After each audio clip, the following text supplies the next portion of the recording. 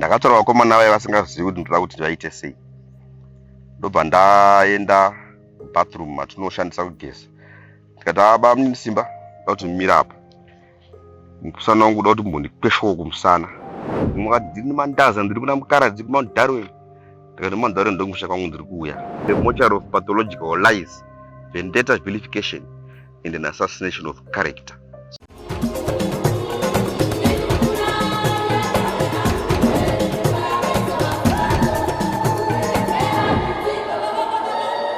Tirikusangana zvakare pachirongwa The Village pano paDestiny TV. Zita rangu ndinonzi Stella Muhusha. Nhasi uno tiri kuDomboshava kwaMvere Chena.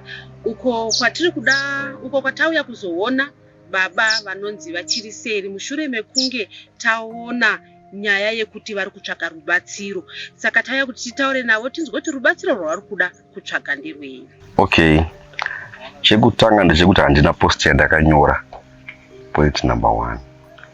Point number 2, handina munda wemuridzi wandakadya. Point number 3, handina dambudziko randinaro. Kana muchindiona ini zvandiri zvino izvi, ndinotanga munhu ari kurwara here? Kana kuti ndiri hameno pamwe ndimunoziva varwere? Zvandiri zvino izvi ndinenge ndine kahurwere kandinako. Paposi papo pakadzi muri kuita dambudziko rekubuda majuru. Saka pandingazoziva kuti zviri kubva zvakupai urwere here? Zvichida mungatitsanangurire kuti imimi makatoionawo post yacho here uye zviri kufamba sei? Post ndakaiona, asi handisiri ndakainyora. Ndakaiona yakanyorwa nevanonzi Zim Scandals and Gossip News. I think iwo pachavo vatori scandal group iroro. Nekuti post ya handisiri ndakainyora. Handina mundo wemunhu wandakadya ini. Handina dambudziko randinaro ini. Ndingori zvandiri. Zvandagara ndingori kubva gore richitanga kusvika izvozvo. Zvandichingori. Kubva gore rino kusvika nhasi. Hasana bera dambudziko kana reflu chairo chairo. Ndoda kutotendawo Mwari nezvozvo. I'm very healthy. Mushure mekunge post iyo yabuda tinoona kuti maZimbabweans isusu munyika muno tinoda kubatsirana chaizvo. Dzimwe nguva kune vanoita zvekunamata, kune vanoita zvemishonga. Tikaziya kuti munhu uyu ane dambudziko nefoni nhamba dzitoripo, nhamba dziripo papost iyo ndedzenyu here imimi? Inhamba dzangu. Taziya kuti munhu ane dambudziko tiri tichida kubatsira. Saka imimi hamuna here vari kukufonerai, vari kuda kukubatsirai, kana kuti vari kukuudzai kuti dambudziko ramuinaro iri endai kwakati nekwakati mubatsirwe? Post iyo I think yakapostwa musi wechipiri last week na 6:30 ikoko. Inini yavutaura 10 minutes yapostwa. Ndakafonerwa nemunin'ina wangu ari kuKadoma as a police officer anonzi Prince Badza. Zvanzi mukoma mabona here post iri panapa. Ndandiruma inuko. Ndakatombomupindura rafu. Ndikati bamuditambei nezvimwe. Ndobva akata. Ndobva ndaenda ndaitobharira jekama ipapo. Kusati kwapera 10 minutes, ndadera kuti foni yangu. Someone from Chitunguza andifonera. Zvanzi mukuru ndimune dambudziko here? Ndikati zviri kumbofamba sei? Saka unfortunately handina foni yepa WhatsApp mazuva ano yakafa. Kushandisa kambudzi. Ndobva andisendera pakambudzi kangu. Ari ma-SMS. Ndobva ndaverenga ndikaona pakanyorwa zita rangu ndiri kunzi ndakadanana nemukadzi wemunhu anonzi muprofita. Ndikadidi. Saka zvandakaita nezvekuti ndinogara nevakomana ndogara navo kumaino. Ndakatora vakomana vaya vasingazivi kuti ndoda kuti vaite sei. Ndobva ndaenda bathroom matinoshandisa kugeza. Ndikati aba mune simba ndoda kuti mumire apa. Mukusana wangu ndoda kuti mbondikweshawo kumusana. Musana wangu wane mazuva ane tsvina yedhastiri. Ndikati yo sekende mwako ingondimirira muchitabudza mvura. Ndobva ndageza vakanditarisa. Vapedza. Ndobva ndati zvandaita izvi ndoda kuti muzopindura mubvunzo yamuchabvunzwa. Ndaenda hangu kutauni. Ndakaenda kutauni neshamwari yangu anonzi Vachirawo.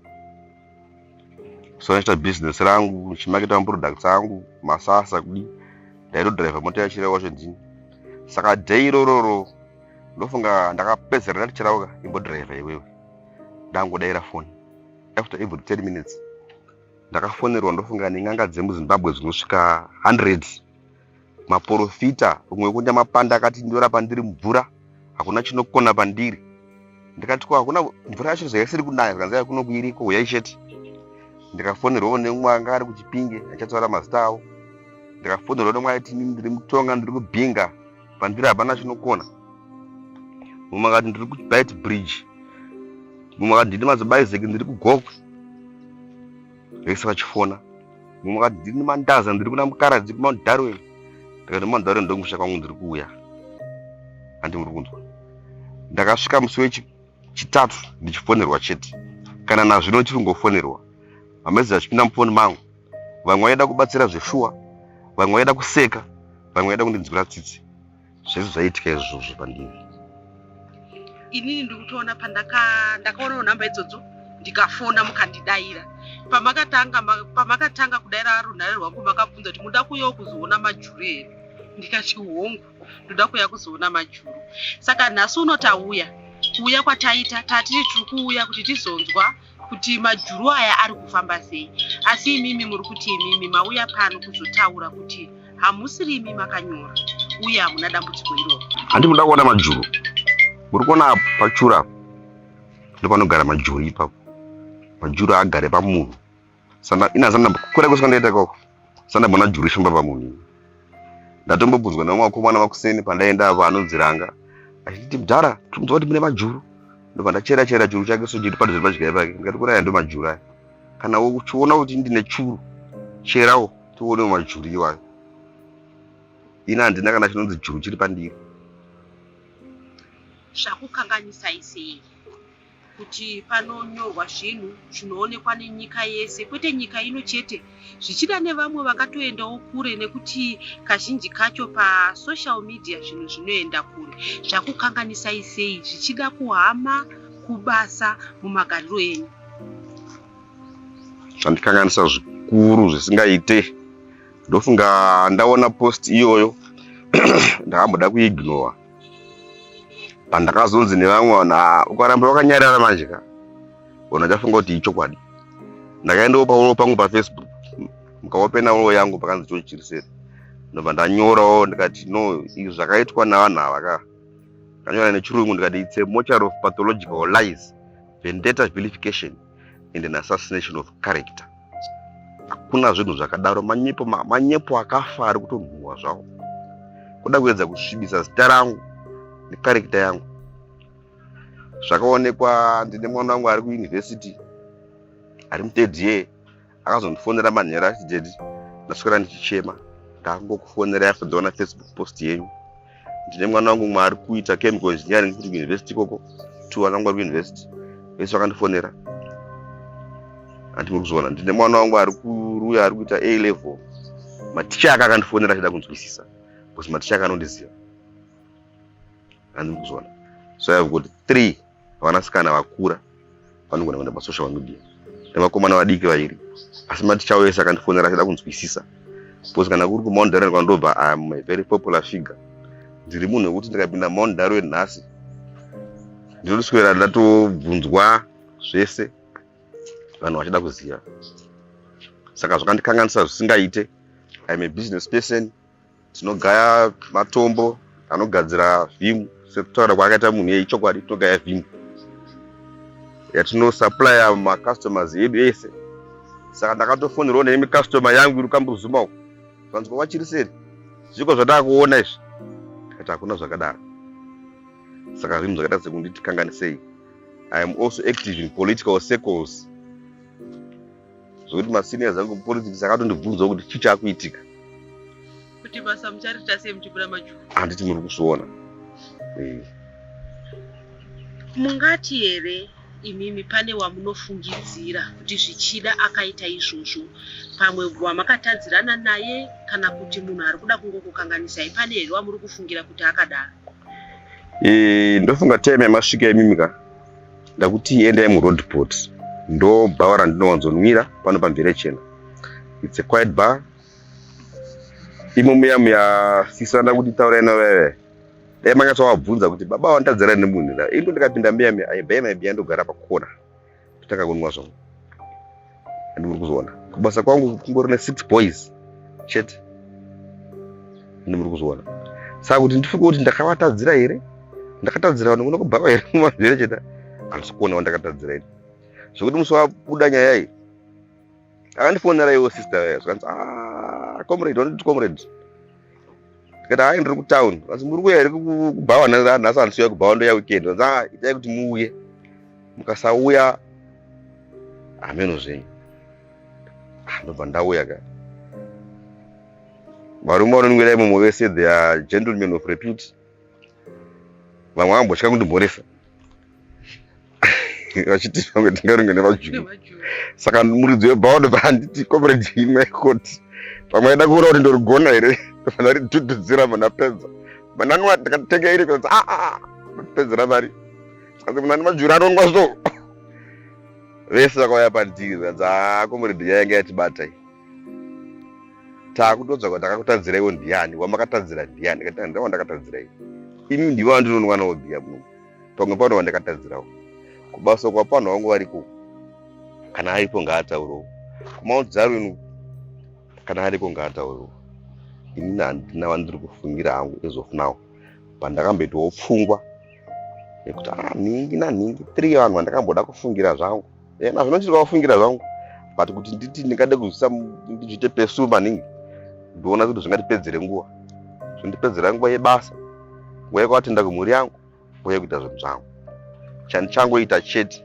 kungotora kesi iyo ndoenda nayo kupolisi kucyber unit kwavo voita mainvestigations avo kana vamubatawo kana vatadzawo ndizvozvo mashoko amungade kutaura nekuti tinoona kuti kana ari munhu aida kusvibisa zita renyu zvinhu zvisingangokanganisa imi chete sekutaura kwamaita nevana vakanganisika kuzvikoro kwavari kuti senge sene munhu anenge azvati munhu wobaba vake matememe mwana wenyu akatoti ndaswera ndichichema zvamungade kutaura pavanhu vangade kuita izvozvo zvinokanganisa kusvibisa zita remunhu. Mukatarisa post yangu yepaFacebook ndakanyora ndichiti ndini the author and the approving admin wezim scandals irororo. They say they represent a brood of diabolic vipers whose serpentine motive is unacceptable in society. Zvavakaita vanhu iva kutanga naakanyora wacho zvinhu zvavakaita zvakashata. Kana uine chaunoda kutaura kwandiri namba ndidzo dzawakapa vanhu idzi tifonere pachiri serio yatigare pasi tionesane. Approving admin scandal unomhanya kunoapprova zvinhu zvausina kuona sei. Ndosaka munhu social media yakaipa because haina maethics ejournalism chaiwo. Zim scandal gossip page makaita zvinhu zvakashata ende page renyu irororo kana kuna achiri kuritera mune haana chaari kutera chechokwadi rangu page remarara rekuti vanhu vauda kungosvibisana chete page irororo. Zvekuti I'm actually thinking kuti okay ndingazoita subjudice but the author na approving admin wepage irororo makaita zvinhu zvakashata. Makasvibisa media chekutanga, makasvibisa zita rangu, makasvibisa zita remhuri yangu. Vana vangu vari kuchema, mhuri yangu iri kuchema pamusana penyu. Ezvinezvi masvibisa media yese. Hakuna munhu achatenda kuti chinhu chinotaurwa pa social media ndechechokwadi. Techiti media yese ingaudzwa nechokwadi. But kana tana a whole page rinotozvinyora kuti Zim scandals pa Facebook, rotatamura manyepo akadaro ngendandi yerekeni, rotoarega achienda. Ezvo ndakaona futi chakadhubviswa nemwe anonzi penga futi ipapo. Admin pages, magroup admin yese ari kuapprova zvinhu izvi. Tichazotenda sei zvatichaona pa Facebook page kana pa social media?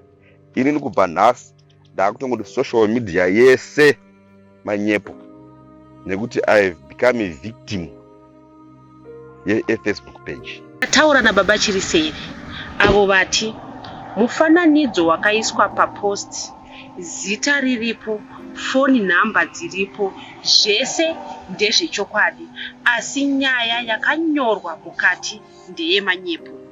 Vataura ivo kuti vadedza veDestiny TV kuti vauye vazvionere ivo kuti vane majuru avari kubuda here. Vatotinongedzera ivo churu chiripo wakati ndiko kunowanikwa majuru, inini pamwiri pangu handina majuru. Zita rangu ndinonzi Stella Musha. Musakanganwe kuita subscribe. Sekutara kwatakaita we are targeting kuti tisvike pa 100,000 subscribers. Saka ngatishandei, ngatiudzei vamwe kuti kana tasvika pa Destiny TV, it is the destination for real news.